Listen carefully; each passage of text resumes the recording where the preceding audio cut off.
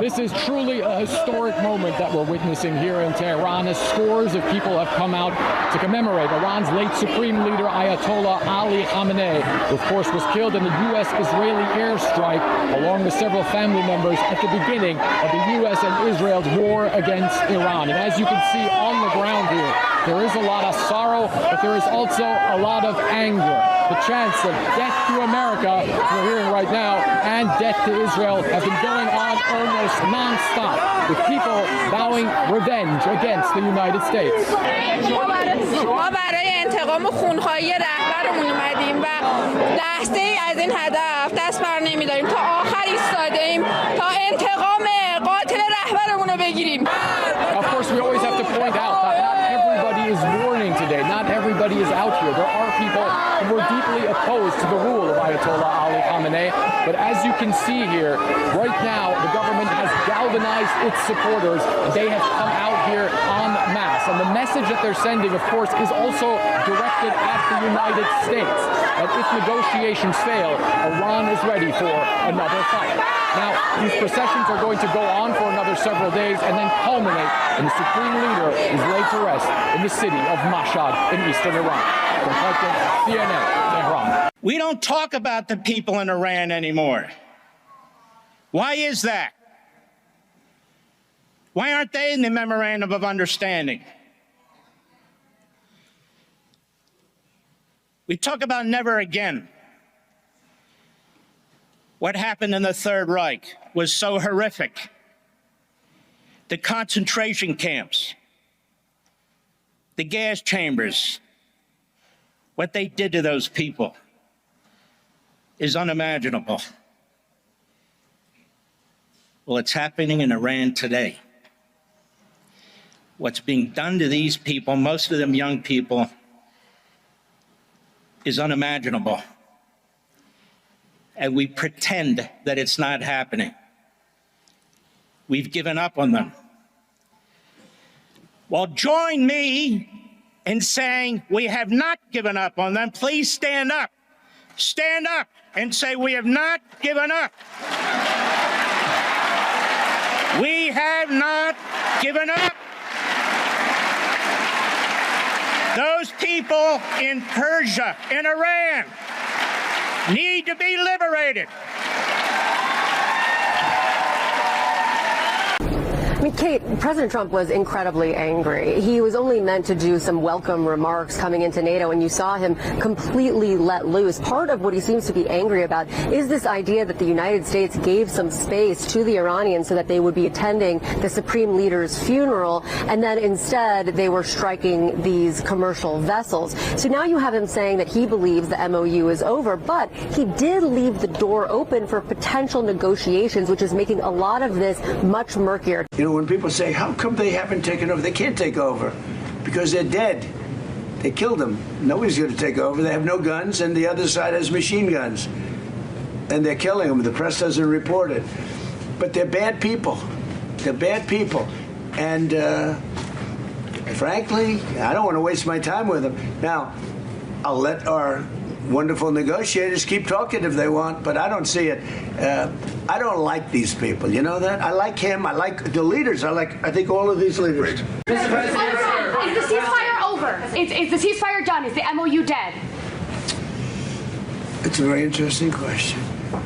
To me, I think it's over. I don't want to deal with them anymore. They're scum. You know what scum is? They're scum. They're sick people.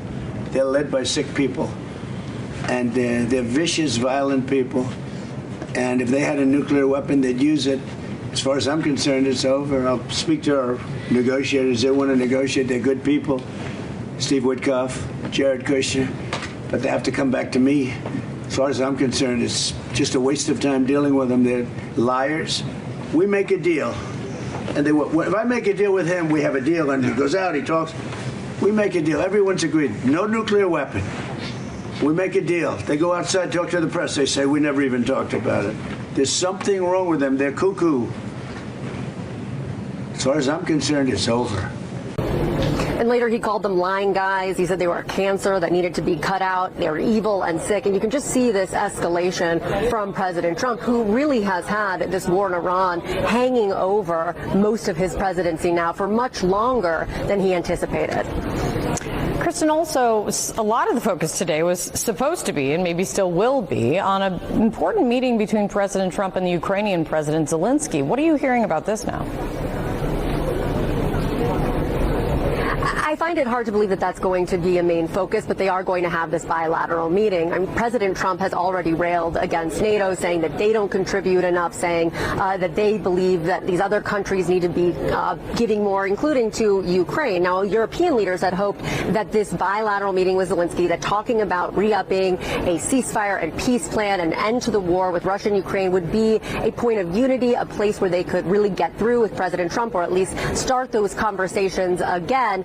Obviously now, what we saw last night in the last several hours is going to hang over all of this. We know Zelensky has said he needs more air defenses. And President Trump, for the fact that he has talked to both Putin and Zelensky, for the fact that he sounds optimistic about ending the war, he says both of them want an end to it. The White House has not confirmed to me what, if anything, the United States is willing to agree to when it comes to Zelensky and providing any support. I don't like him at all. And frankly, I think we waste a lot of time with them. I think we should just do our business. Can you imagine?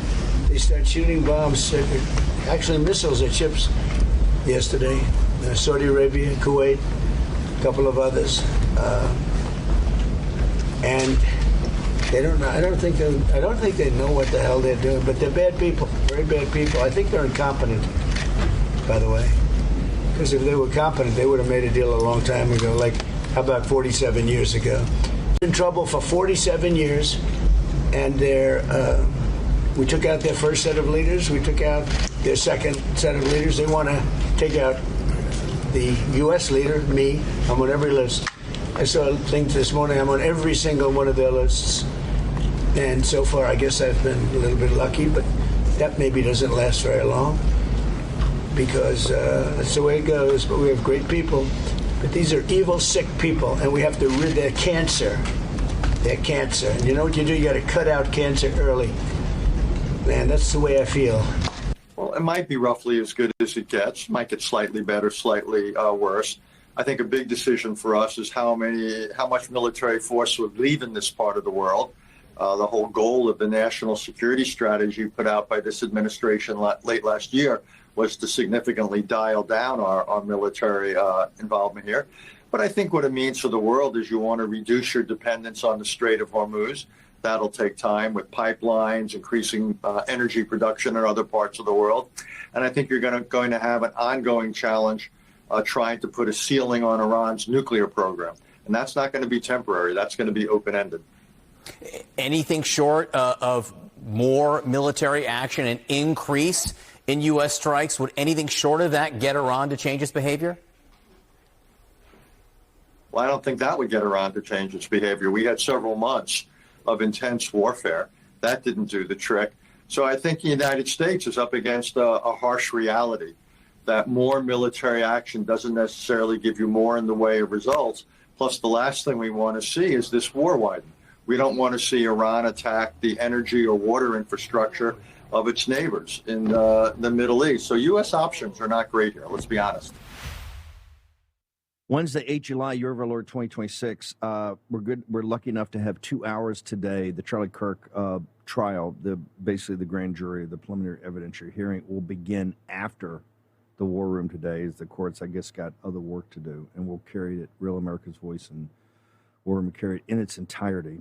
That's the good news. The reality check is that the president's running late. He's doing these bilats. He just had an interesting bilat with Zelensky where he opens to the media. I think the next one may be Turkey or Saudi Arabia. We're going to jump in. If the president's on a roll, we'll stick with it.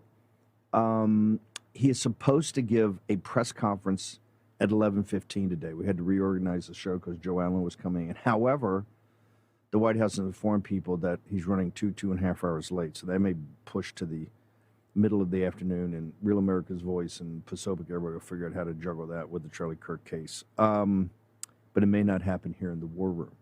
We've got incredible show today with so much news backed up that for the next, all the way through Saturday, we're just going to play catch up. We got incredible stuff. The reality check is that, hey, we're back at it. It's a shooting war again. And this goes back to the basics of the war room's theory of the case. It's economic warfare. We should have never pulled off the license, given them the license back so they can sell or monetize and get cash. As President Trump just said, they're not trustworthy. They're Persians. They've been doing this for 3,000 years. Choke them down economically. Not one drop of oil should go out past the 2 carrier battle groups we've got out there on station in the Gulf of Oman. It's quite easy to shut it down. Don't give them a license. Don't give the Chinese Communist Party anything. Anything. And don't give the mullahs any cash. Let's see how tough they talk, and let's see how they roll when you completely crush them. And Scott Bessent, brother, instead of taking the license off, go back to what you were doing in January. Destroy their currency. Let's see what big talkers these guys are if we do that. And no, the deal, the MOU that shows that we're going to be giving them, organizing $300 billion and giving them $6 billion to buy soybeans. The farmers in Iowa will figure out how to sell those soybeans to somebody else or the corn product. Don't feed them. You had, 5 or 10 million in the streets the other day for the Ayatollah's funeral. Don't feed them. Oh, that's terrible. It's no empathy. I have no empathy. We just got to get out of this mess, and we're just getting sucked in more and more and more and more, and we're burning daylight. We don't have time for this. This is a massive opportunity cost. Here's what we have time for. Mike Howe, the great Mike Howe, the Mass Deportation Coalition, because that's a phrase you should not talk about, although it's the central thing that what voters want and will turn out for. Mike Howe. We're spending so much time on this freaking Middle East and Turkey today, Israel tomorrow, Saudi Arabia, all of it. And we'll throw in Ukraine just to be on top of that so we can divert our attention from the problem at home. And the predicate of the problem with the Marxist jihadists that run Minneapolis, Chicago, New York, Los Angeles, San Francisco, Portland, and Seattle is the mass migration, illegal migration into this country. You're doing something about it, Hal. What are you doing? Yeah, so late last night, while everybody was sleeping, the Oversight Project filed a lawsuit against the Department of Homeland Security for true deportation statistics. I mean, I think everybody's aware at this point that the numbers that are being thrown around via press releases and on social media don't exactly check out. And obviously, there is a lot of political pushback against the mass deportation agenda. That's why we started the Mass Deportation Coalition, to show that the president's true supporters still support this central campaign promise to do the largest mass deportation in American history. And so we want the numbers out. We're worried that the amnesty lobby, which is still in existence, it's got its tentacles everywhere, particularly in Congress. They're going to point to these inflated deportation statistics that are, bandied about, so that if Trump loses the midterms, they can say, sir, please, please, please stop deporting. You've deported enough. Now's the time for the grand bargain of amnesty. And you don't need to be a rocket scientist to know that's going to happen. It already happened with Obama when they pumped up his deportation numbers to make him the deporter in chief so he could have the political capital to do Gang of Eight and DACA amnesty. We're not going to let that happen again. We want the true numbers out. We want to see people excited. We want these numbers out monthly, like the job report, like a spectacular every month, an extravaganza. And so we're suing to get them out to the people where they belong, because it's their country that was invaded. Yeah. Hang on for a second. Last time I checked, we're in charge. We've got kindred spirits inside the administration. Are you telling me that DHS has been putting out numbers that are, like, we complain about Bureau of Labor Statistics, but that's controlled by the deep state. When we try to get E.J. Antoni in to clean it up, the Republicans wouldn't even meet with him. Led by the renowned MAGA senator from Maine, Susan Collins, wouldn't even take a meeting because E.J. Antoni promised to clean it up. Anyway, I want Hal to answer this on the other side. We're in charge. Those got to be our stats. They got to be like Caesar's wife. No question. Pure. What is going on here? But this is about opportunity cost. The Middle East is a sideshow. The Greater Israel Project is a sideshow to a sideshow. That's what we paid Tel Aviv Levin. Firing him up. He wants the Marines. He wants the lead a tank column into Tehran. Good luck on that, sir. Good on you. Short break. Mike Howe, mass deportations next in the War Room. War Room. Here's your host, Stephen K. Bannon.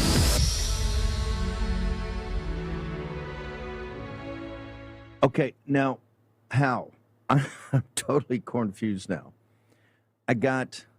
We have, collectively, our best guys, Fitton and Howe, and someone on the voter fraud stuff, have to go sue the government, which we're actually in charge of. You got Pulte's in their DNI and here doing great things, and Solomon is doing great things, and that's had to come in at the last second because we control those intelligence apparatuses and nothing's come out.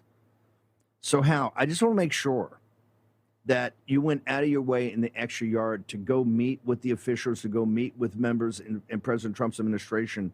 It's like Fenton. He only does it when he doesn't have another option. And he's banging his head on the wall saying, I got to sue these guys. These guys are tougher than Eric Holder.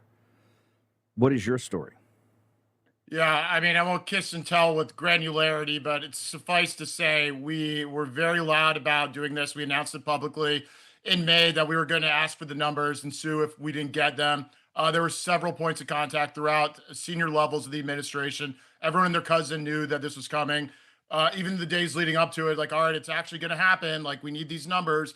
And it's not like we want these numbers to shame the administration. We want these numbers because we want to generate enthusiasm around the deportation agenda. And that only happens when we know the actual numbers of people being deported so that we can plan on how many more need to be deported and maintain the base enthusiasm so they show up to vote in the midterms, knowing that the central campaign promise post the Biden invasion to deport the invasion is being carried out. Now, I suspect our biggest opposition here is the special interest lobby. You look at Maria Salazar and her Dignity Act. You look at the 50-some Republicans pushing farm worker amnesty.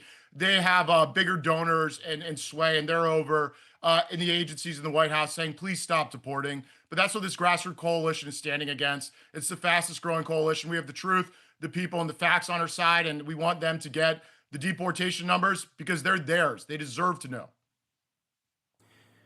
Mike, I'm going to ask you to hang on for 1 second because I want you to hear Brian Harrison. We've got the great Brian Harrison down in Texas. So, Brian, you've been doing some work, and I want you to take it that hey, the Coney Barrett and Roberts is kind of the Supreme Court justice for the Bush junta.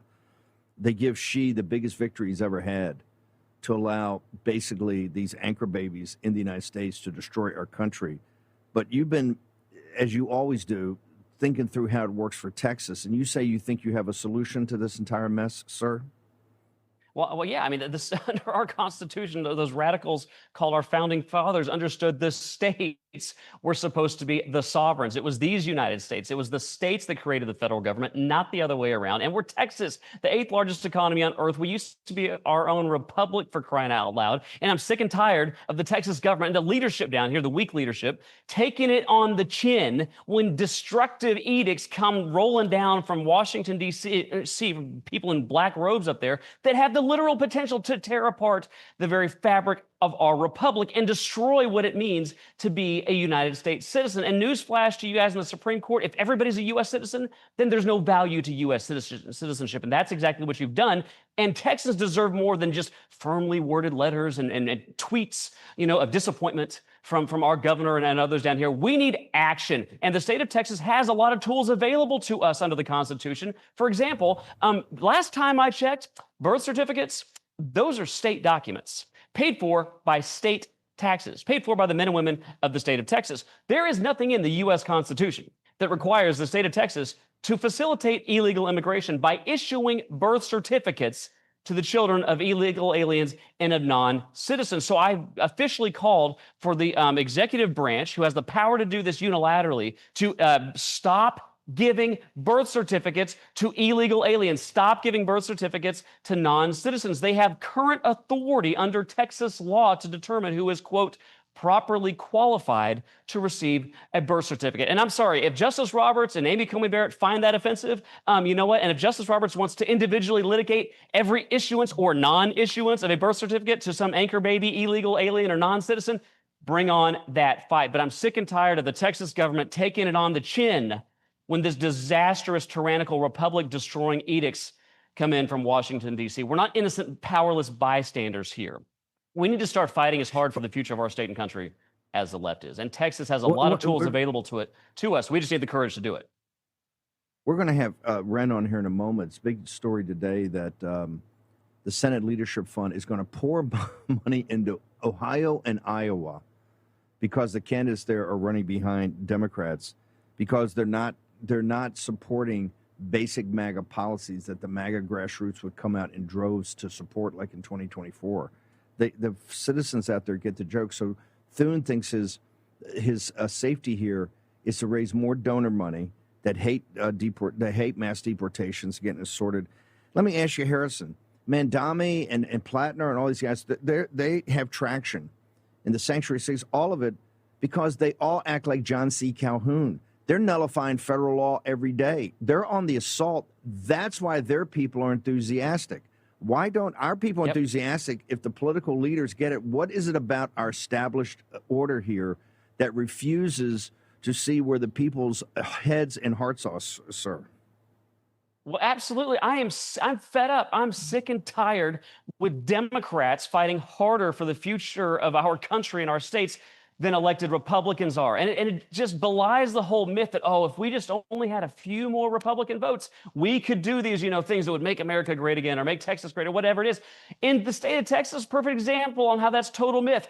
Voters here in Texas, they gave us the lieutenant governor's office, the governor's office, every statewide elected official, and massive majorities in the Texas House and the Texas Senate. But instead of doing what the Democrats do when they get in power and fighting as hard for their Marxist progressive ideology, we should be fighting equally hard for our pro-liberty conservative ideology, but we don't do that. What has the Republican leadership in Texas delivered to us? Oh, I don't know. We're advertising that we'll accept foreign documents to give non-citizens birth certificates on our website. We've increased state spending 42% in just the last 4 years. We now have, this is going to shock you, in Texas, we have a higher debt to GDP ratio than the People's Republic of California. This nonsense has got to end. We're using tax subsidies to subsidize data centers and liberal Hollywood. We don't have a Democrat problem in Austin, guys. There's not enough Democrats in the Texas government to pass a birthday resolution unless Republicans help them. We've got weak Republican leadership that will not do the bare bones basics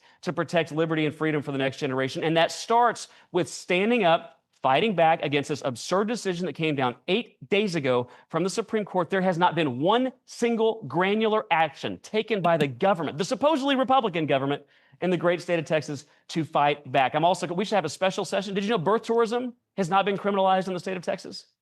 That's right. When our attorney general wants to prosecute that, he has to rely on other laws. We do not have a crime against birth tourism in the state of Texas, the state on the front lines in the battle for border security. So there's nothing stopping us. As much as I love talking with you, Steve, here back in my home district, my butt and all of my colleagues' butts should be back in Austin right now in a special session, making birth tourism a felony.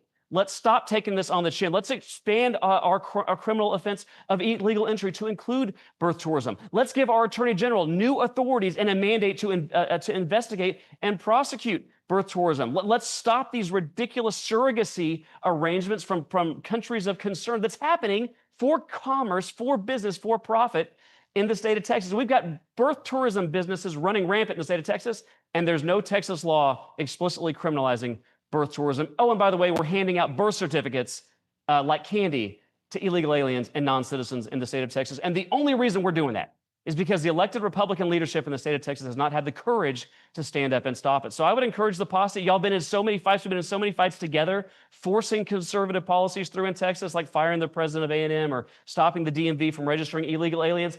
Guys, I need your help one more time. Melt the phone lines of our governor, our lieutenant governor, and speaker. Tell them that they've got the power to stop giving birth certificates to illegal aliens, and you're sick and tired of your hard-earned tax dollars. You're sick and tired of Texans being taxed out of their homes to hand birth certificates to illegal aliens and the children of people who may well be foreign intelligence assets sent over to here to get birth certificates to a child who maybe literally never stepped foot on American soil, left before they could walk, left or was flown out within hours or days of being born, yet they had the right to vote. They have the right to cast a vote 18 years later for the leader of the free world. This is not a fight that we should just sit around twiddling our thumbs for. Melt the phone lines again in Austin. Every state should do it. Stop giving birth certificates to illegal aliens, and let's make birth tourism a state-level felony. Let's act. Let's deliver results. Let's not just tweet about it. We're gonna get all the numbers up. Where do people go? What are your coordinates? Where do your people go? Yep. To get you. Go to the most Twitter hated feed, social media the most hated thing in Austin. Where do folks go? In Austin, they hate I've been yelled at and screamed at and cussed at for a lot of things in the Capitol, but nothing as hard or as aggressively for what I post online. Go, please, on X, at Brian E. Harrison on X, at Brian E. Harrison on X. Piss off a rhino today. Go follow, go like, go share. You can see it with your own eyes. I post the videos, I post the pictures. You can see with your own eyes how the Texas government is advertising they will accept Honduran consular documents, Mexican voter IDs, and I'm not making this one up, Stephen. The Texas government will accept a library card if you want to get a birth certificate for an illegal alien in the state of Texas. You can go see it. Like, follow, and share at Brian E. Harrison. Grateful for the posse, and Steve, appreciate you helping us shine a light on this problems down here in Texas. No.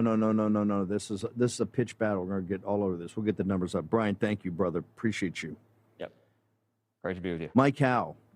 Mike Howe, this is the type of multi-front war we got to fight. We got to fight now. The Republic hangs in the balance on this thing. This is why the mass deportation coalition is growing so rapidly, right? It's the cornerstone of kind of America First MAGA, sir. Yeah, that's absolutely right. I mean, Trump's feature campaign promise 1 and 2: secure the border 1, conduct the largest deportation operation 2. And he said to be larger than Eisenhower, and he got 77 million votes to put him in the White House to do that. Those votes come from people who were furious that their country was invaded, Texas being like a prime inflection point of that invasion. And what did the Texas establishment do during that? And I share, the representative's frustration. They threw some buoys into the water and let them swim right past them. And when Biden said take them out of the water, they did.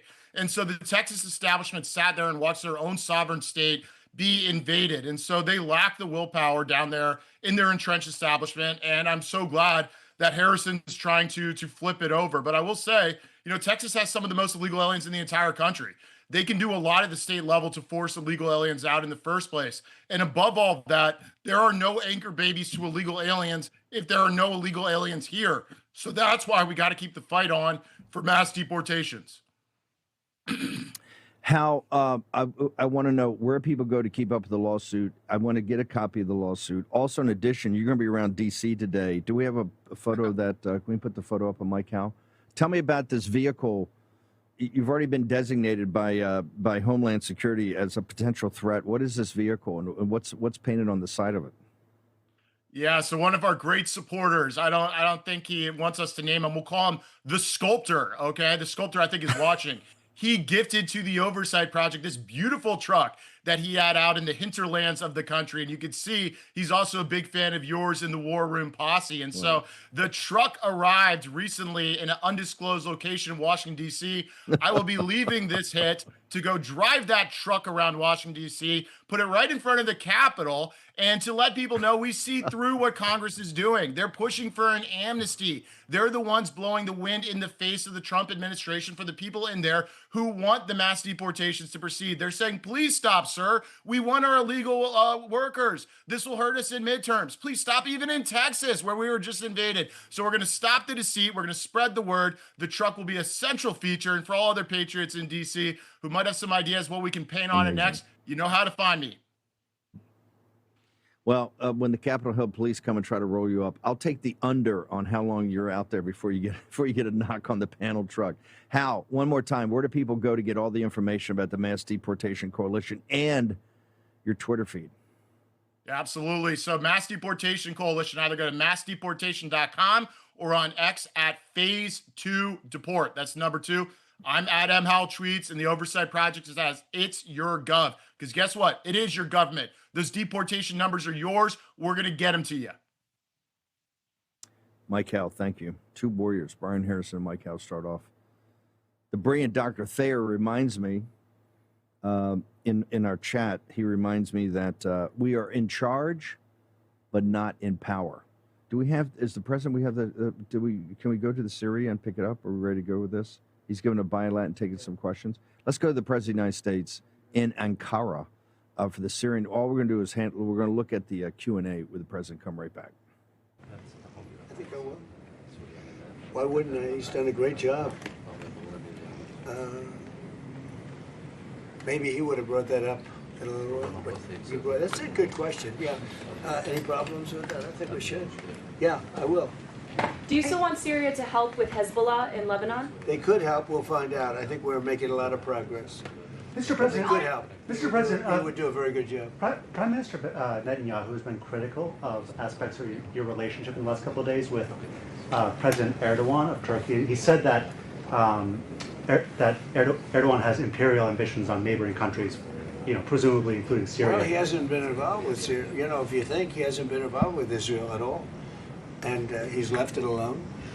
I wouldn't say he's a friend, because he's not a friend of, as you know, of Netanyahu, of Bibi.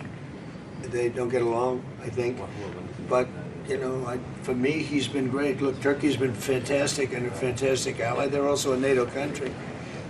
And Israel, we've done, no president's done as much for Israel as I have. Nobody even close. If you look at, just look at all the things with Jerusalem, all the different things that we've done.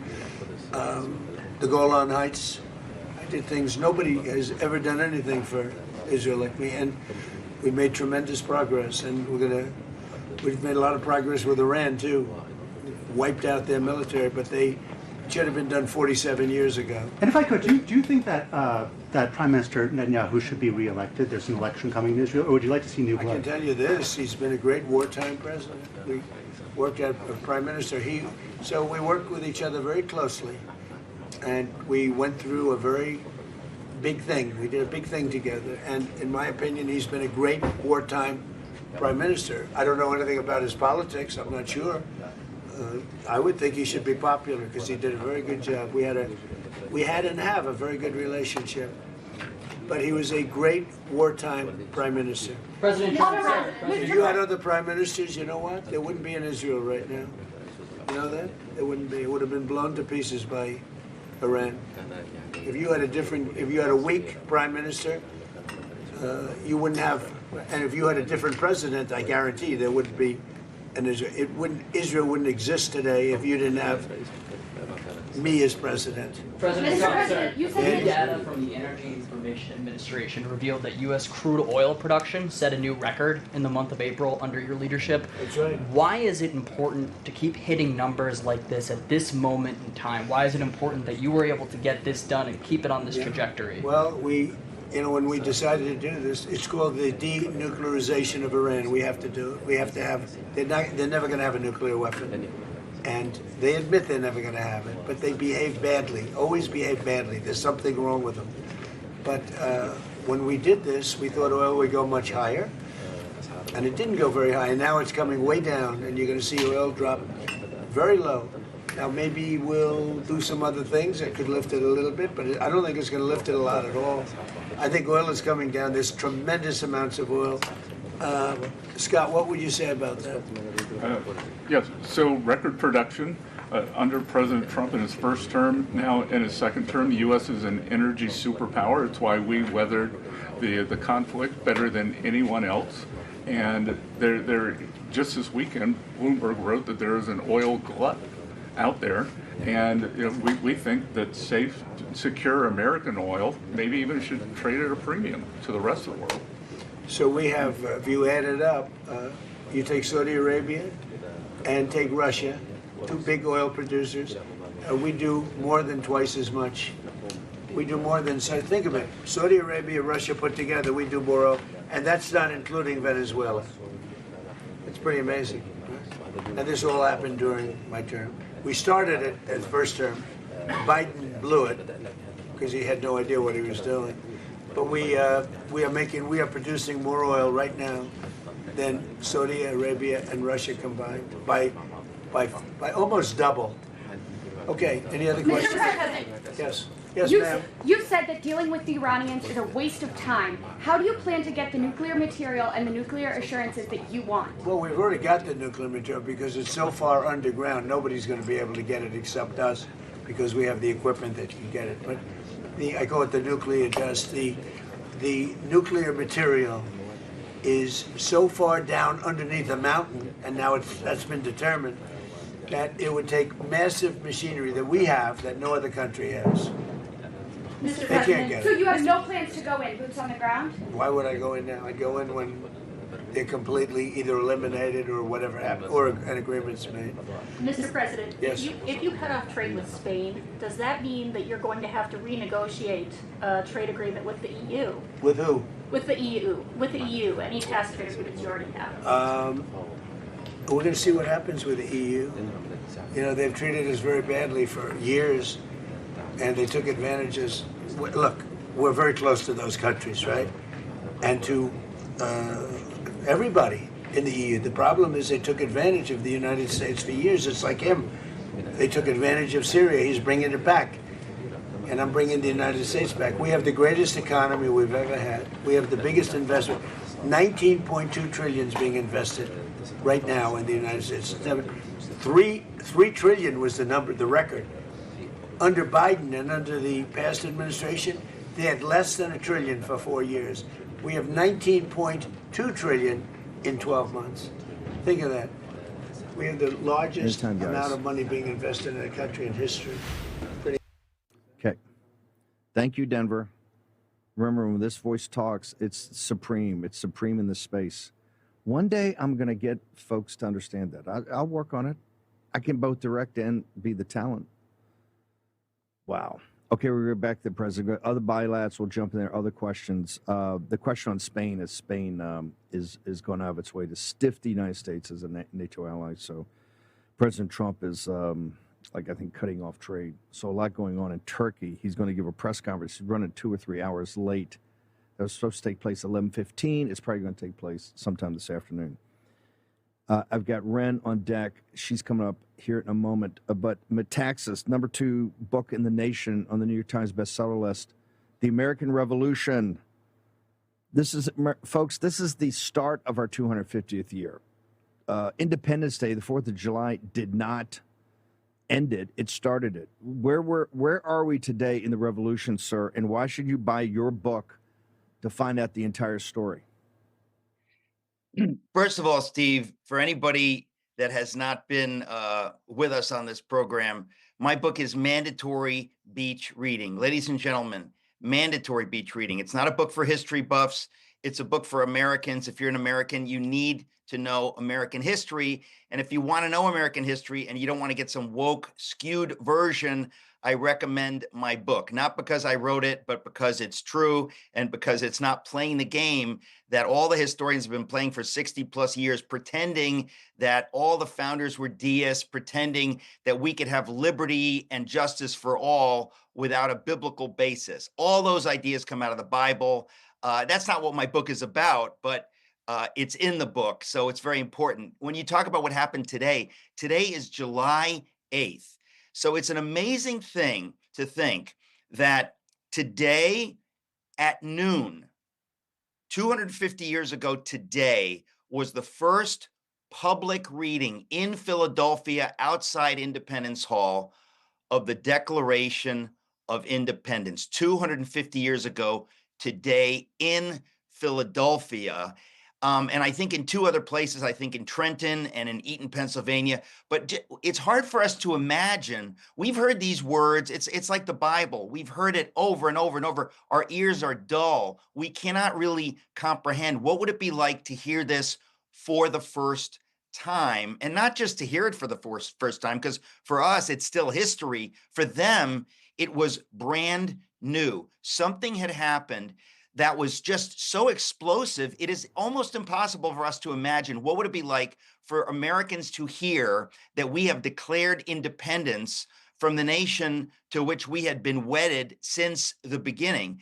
It's almost unbelievable, Steve, to try to imagine what this day was like. I mean, obviously, I write about it in my book. And then today, John Hancock's letter arrives on July 8th in New York City. Washington opens up the letter, and it sort of commands him. This is, Congress commanding the commander in chief, right? Because Congress is the authority. John Hancock, as the president, saying, here's a copy of the Declaration of Independence. George Washington, you need to have this read aloud to your troops. This is Congress telling Washington he must do this. So tomorrow, I'm not going to be on the show tomorrow. I'm traveling to Las Vegas. Yeah. I wanted to tell you today, tomorrow, which is July 9th, this document was read aloud to the troops at 6 p.m.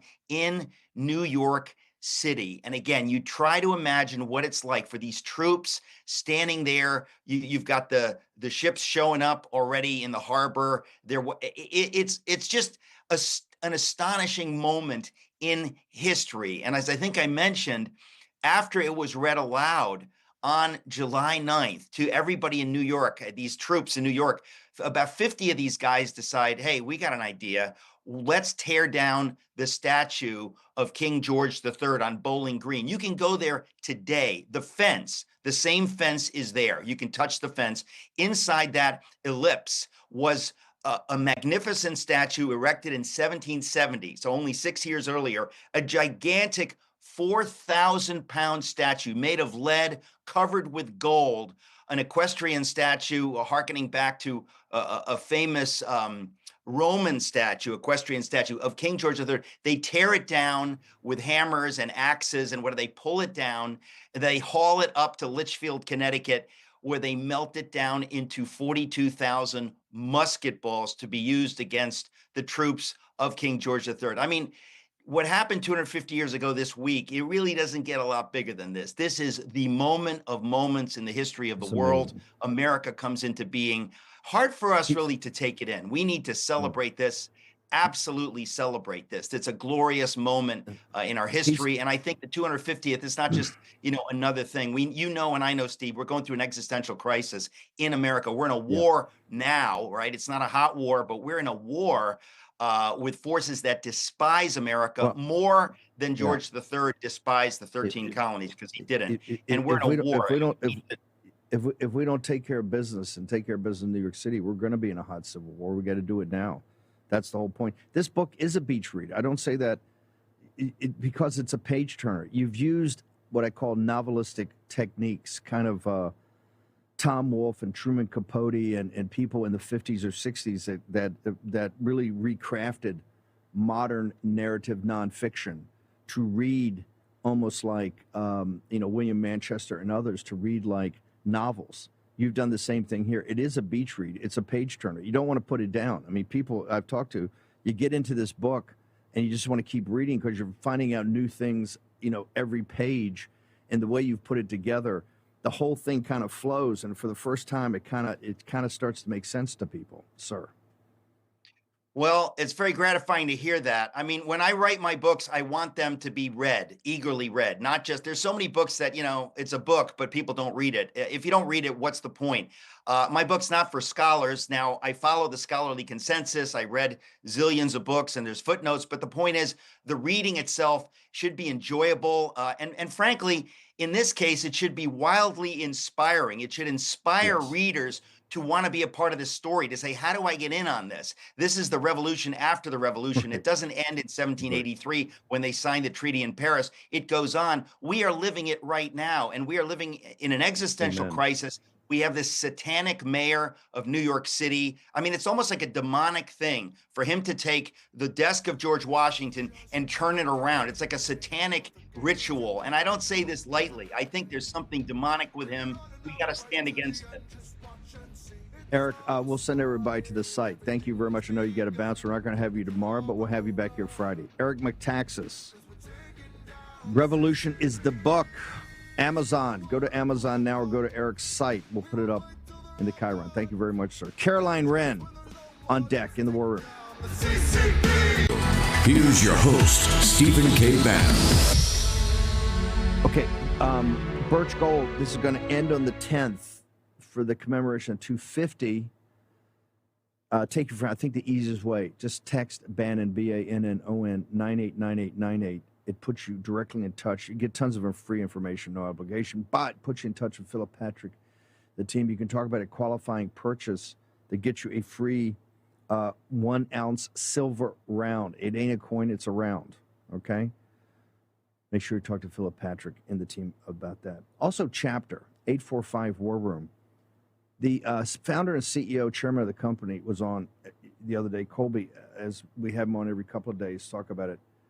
Already $1 million in savings to War Room Posse members by talking to this data company about your Medicare plan. $1 million of savings already to War Room Posse members. 845 War Room. Couldn't be simpler. No obligation, totally free. Just call today. As you know, Medicare is on purposely mind-numbingly complex to try to fool you. 845 War Room. Already your compadres have saved up to $1 million, and they're in the right programs. 845 War Room. Do that today. Got a short clip from the Democratic Party in Maine. We're going to play, and the Caroline Wren's going to join us. Hi, everyone. I wanted to provide you all an update on the U.S. Senate race here in Maine. As you know, the Maine Democratic Party has been working around the clock to develop a process to replace our U.S. Senate nominee that is open, inclusive, transparent, and fair. The integrity of this process is just as important as the outcome, and we are committed to ensuring that Democrats across our state can have confidence in both. Unfortunately, Graham Plattner's team has repeatedly reached out to us in an attempt to put their thumb on the scale of what this process looks like. We have repeatedly reiterated to Graham Plattner's team that they have no role in determining our next Democratic nominee for the U.S. Senate, nor in determining what this process looks like. We have also reiterated that Graham Plattner must drop out of this race so that Democrats in Maine can focus on defeating Susan Collins this November. We look forward to making this process public as soon as Graham Plattner formally withdraws from this race. Okay, Wren, it sounds like they're trying to subvert the will of the people of Maine. This is the Democratic establishment coming. Look, Plattner's a piece of work, right? We've said that from the beginning. But folks knew what they were getting into, didn't they, ma'am? Right.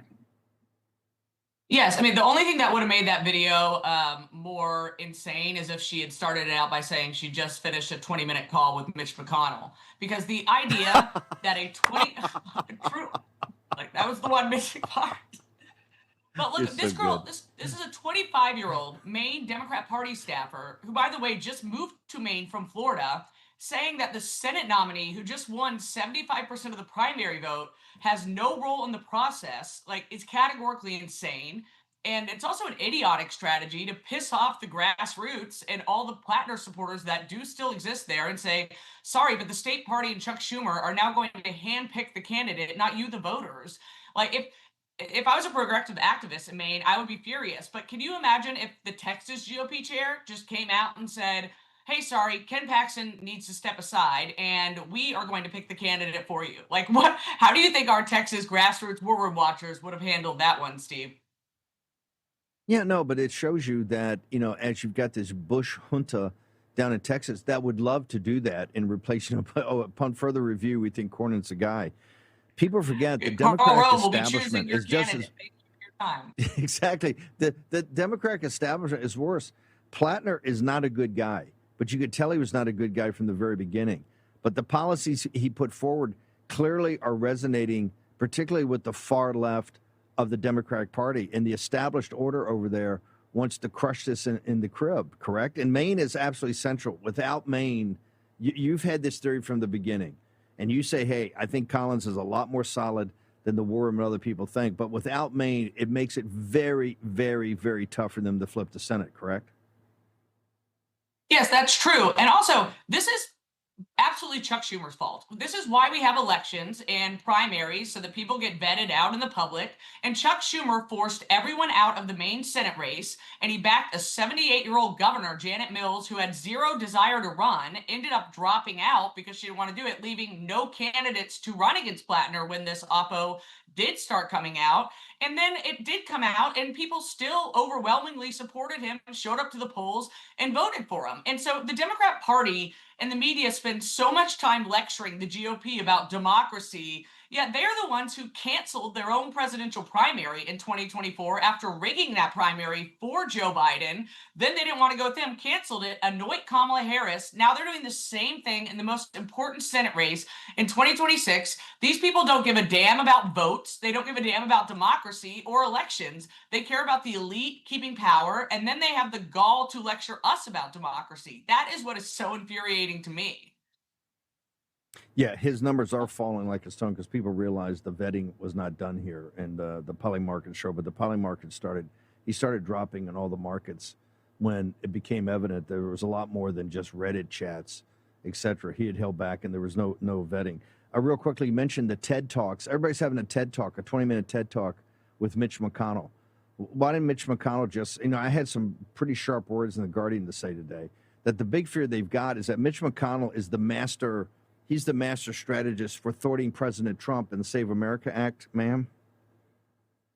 Yeah, I think there's no way Mitch McConnell's coming back to the Senate. We don't, whether or not, I don't think he's a vegetable, but also he's not healthy enough to come back. So I'm kind of on the fence on it because it would be a lot to have a special election, like why, for basically 4 months. This election takes place in November. So I do think they're lying about his capacity just to get through August 3rd. I don't know if I necessarily disagree with that strategy, though. Having some crazy primary right now just to have Thomas Massie for 3 months seems dumb on all sides of that argument. Ren, where do people go and get you? You're putting up pithy comments on Twitter all the time. Where do people go? It is at Caroline Rand on X, Getter, and Truth Social. Ren, absolutely amazing. Thank you so much. Appreciate you. Thank you. Okay, I think the president's 11:15 press briefing is going to be delayed, so we're going to have some more time. We got Natalie Winters is going to join us, Joe Allen, much more. Stick around. Want to thank Home Title Lock. They got a 250 also. Home Title Lock /Steve. You get 25% off a 2-year order of $1 million triple lock protection, pennies a day, to make sure that artificial intelligence and cyber, the combo, can't take and monetize your title. 90% of your net worth is tied up in it. So, boom, HometitleLock.com, promo code Steve. Do it today or /Steve. One or the other, simple. One Nation takes us out. Gruber's going to be with us before the show's over. Talk about the song.